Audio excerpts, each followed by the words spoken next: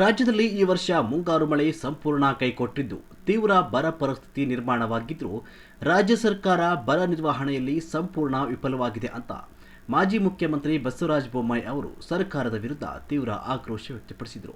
ಗದಗ ಜಿಲ್ಲೆಯಲ್ಲಿ 3,14,000 ಹೆಕ್ಟೇರ್ ಪ್ರದೇಶ ಇದರಲ್ಲಿ 2,70,000 ಬಿತ್ತನೆ ಆಗಿದೆ. ಅಷ್ಟು ಫೇಲ್ ಆಗಿದೆ. ಬಿತ್ತನೆ ಆಗಿದೆ, ಅಷ್ಟು ಫೇಲ್ ಆಗಿದೆ. ಮೇಜರ್ ಆಗಿ ಇಲ್ಲಿ ಹೆಸರು ಮತ್ತು ಕ್ರಾಪ್ಗಳು ಈಗ ತೇವಾಂಶ ಇದೆ. ಬಿತ್ತನೆಯಾಗಿ 2 ವಾರ 3 ವಾರ 4 ವಾರ ಆಗಿದೆ. ತೇವಾಂಶ ಇಲ್ಲದೆ ಈಗಾಗಲೇ ಬೆಳೆಗಳು ಬೆಳವಣಿಗೆ ಕುಂಠಿತ ಆಗಿದೆ. ಇದು ಸರ್ಕಾರಕ್ಕೆ ಅಗ್ರಿಕಲ್ಚರ್ ಡಿಪಾರ್ಟ್ಮೆಂಟ್ ಈಗಾಗಲೇ ವರದಿಯನ್ನು ಕೊಟ್ಟಿದೆ. ಮತ್ತು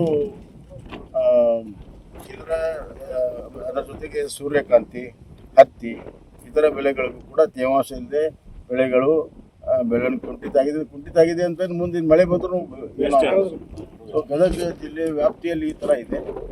ಯಾವುದೋ ಒಂದು ತಾಲೂಕಿನಲ್ಲಿ ಯಾವುದೋ ಒಂದು ಸಣ್ಣ ಪ್ರದೇಶದಲ್ಲಿ ಬೆಳೆದದ್ದನ್ನು ಗಮನ ಇಟ್ಕೋಬಾರ್ದು. ವ್ಯಾಪಕವಾಗಿ ಒಂದು ಬೆಳೆ ಬಿತ್ತನೆ ಆಗಿಲ್ಲ. ಬಿತ್ತನೆ ಆಗಿರುವಂಥ ಪರಿಸ್ಥಿತಿಯನ್ನು ಕೂಡ ಸರ್ಕಾರ ಅದನ್ನು ಅವಲೋಕನ ಮಾಡಬೇಕು. ರೈತರಿಗೆ ಏನು ನಷ್ಟ ಆಗಿದೆ ಅದರ ಸಂಪೂರ್ಣವಾದ ಮಾಹಿತಿಯನ್ನು ರಾಜ್ಯ ಸರ್ಕಾರ ಮತ್ತು ಕೇಂದ್ರ ಸರ್ಕಾರ ಕೆಲಸ ಕೂಡಲೇ ಆಗಬೇಕು. ಬರಗಾಲ ಘೋಷಣೆ ಬರಗಾಲ ಅಂತ ಘೋಷಣೆ ಮಾಡಬೇಕಾದ್ರೆ ಮನಸ್ಸರಿವಾಗಿದೆ.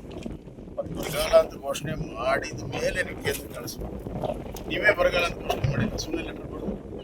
ಇದೊಂದು ನಾಟಕೀಯವಾಗಿದೆ.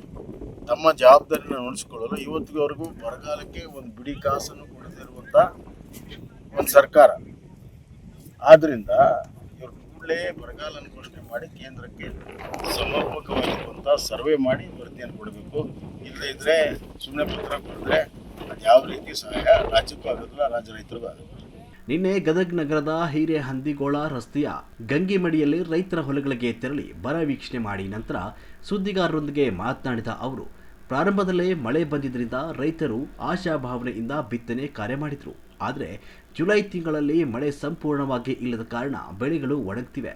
ಅನೇಕ ಕಡೆ ರೈತರು ಬಿತ್ತನೆಯನ್ನು ಮಾಡಿಲ್ಲ. ಬಿತ್ತನೆ ಮಾಡಿದವರು ಬೆಳೆಗಳು ಕೂಡ ಸಂಪೂರ್ಣ ಹಾಳಾಗಿವೆ. ಹೊಲಗಳಲ್ಲಿ ಎಲೆಗಳು ಹಳದಿಯಾಗ್ತಾ ಇದ್ದು ಹೆಸರಿನ ಬೆಳೆ ಸಂಪೂರ್ಣ ವಿಫಲವಾಗಿದೆ ಅಂತ ಕಳವಳ ವ್ಯಕ್ತಪಡಿಸಿದ್ರು.